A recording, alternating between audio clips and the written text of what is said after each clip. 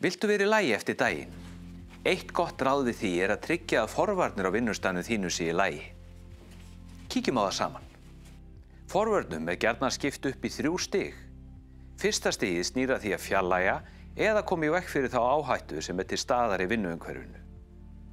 Stundum getur það falið í sér að hanna áhættunni burtu á hönnunarstigi vinnustaðarins.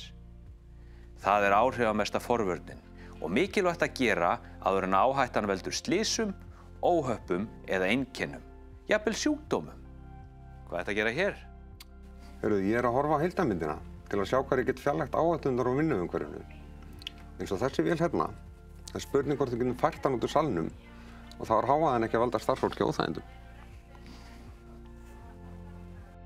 Við viljum að sjálfsögðu alltaf fjarlægja áhættur úr vinnuumhverfinu. En stundum það því miður ekki hægt. Þá kemur á öðru stiginu, sem snýr að því að draga úr áhættum með því að grípa til almennra öryggisráðstafana til að vernda starfsfólk. Það eru oft tæknilegar í eðli sínu, en geta líka snúist skipulag vinnunnar og þjálfun starfsfólks. Svo sem regluleg hvíldarhlé, verkvíxlun og skýrar verklagsreglur og starfslýsingar. Hvað er þetta að gera hér? Heyrðu, þar sem við gátum ekki fært vélinn út úr salnum, þá gátum við nýtt okkur ákveðnar lausnir til að draga úr hávaðanum. Í þessu tilfelli þá settum við hlífi við vélina.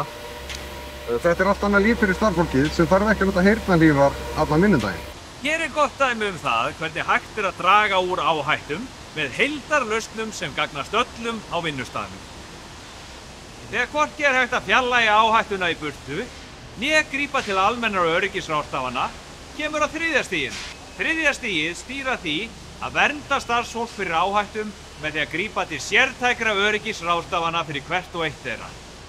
Slíkar ráðstafanir geta falið í sér notkun á persónuhlífum eða einstökum léttitækjum til að auðvelda starfsfólki störf sín.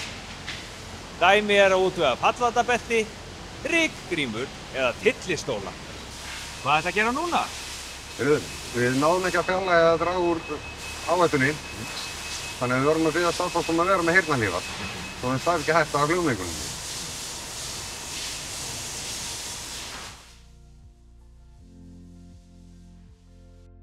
Þetta eru hin 3 stig forvarna.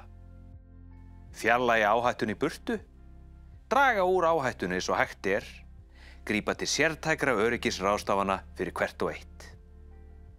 Verum í lagi eftir daginn, virkjum forvarnir í daglegum störfum, öll heil heim, starfsævin á enda.